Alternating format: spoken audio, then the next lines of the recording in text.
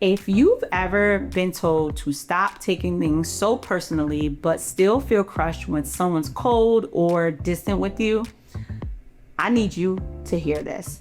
The problem isn't that you're too sensitive. The problem is that you've been taught to question yourself anytime someone else is off. And here's the hidden truth that nobody talks about. When you take things personally, it's not about them.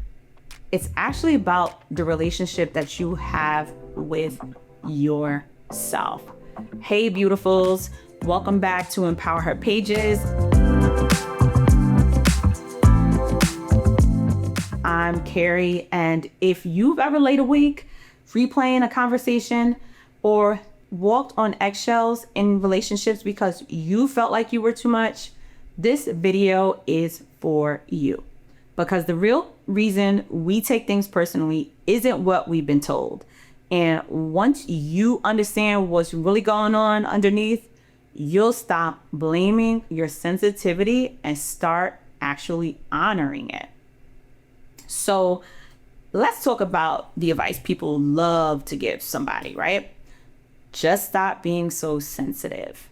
Don't take it so personally. But let's be honest. That kind of advice doesn't heal you. It actually shames you. It gaslights the part of you that's actually crying out for safety, for clarity, and for connection. Because someone's energy shifts and you spiral. You're not weak. You're not broken. You're likely responding from a place where your nervous system learned to see mood shifts as danger signs.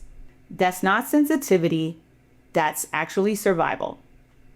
So let me break it down with love. When your self-worth isn't solid, you start looking outward and outside of yourself for proof that you're okay.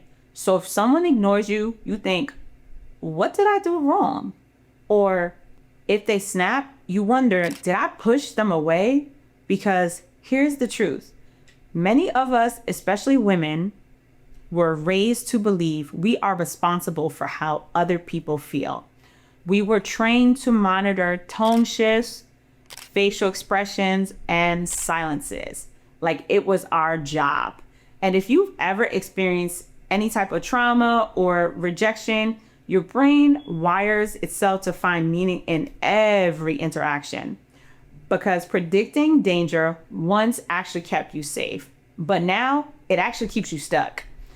Constantly second guessing your words based on someone else's bad day. And here's what no one tells you. Taking things personally doesn't mean you lack empathy. It usually means you've learned to over-identify with others to avoid conflict, rejection, or abandonment. You've confused being hyper-aware with being lovable. So let's call it out. Here are 3 signs you might be someone who takes things personally. 1, you replay conversations like mental surveillance tapes over and over again, trying to figure out what you said wrong. And 2, you over apologize. You say sorry for things that aren't even your fault just to smooth things over. And 3, you absorb people's moods, their anger, their silence, and their energy. You carry it like it's your own. This is especially common for people pleasers, perfectionists, and those who had to grow up and be mature for their age. You weren't sensitive, you were hyper attuned. Because that's what survival required. So let me share a quick story with you. I once got a super short text from someone that I actually cared about, and it just said, okay, no emoji, no context, no warmth, and I started to spiral. I reread their message several times, then I reread my last message, and I convinced myself that I messed up, that I said too much, that I might have said something that pushed them away. I then debated, should I text them again or should I just back off and leave them alone? All over a 2-letter word, Later on, I found out that they were actually stuck in traffic, trying to get their phone and running between and doing things. And it actually had nothing to do with me. That moment just, something just opened up for me. I realized that I had to stop outsourcing my peace to other people's energy. And if you're wondering how to do this, here is my 4-step reframe method that will change the way you move through your day. So step 1, pause and ask, is this about me or is this about them? Then step 2, remember their mood is not your responsibility. Step 3, get curious, not defensive. Instead of asking what I did wrong, ask what might they be going through. And step 4, return to your truth. Affirm who you are. You are kind, you are thoughtful, you show up. And their reaction doesn't get to rewrite that. And the last thing is, this is what no one teaches about how confidence connects with taking things personally. It's not about caring what people think. It's about not collapsing when they act out of alignment. And that only happens when you build an unshakable foundation of who you are.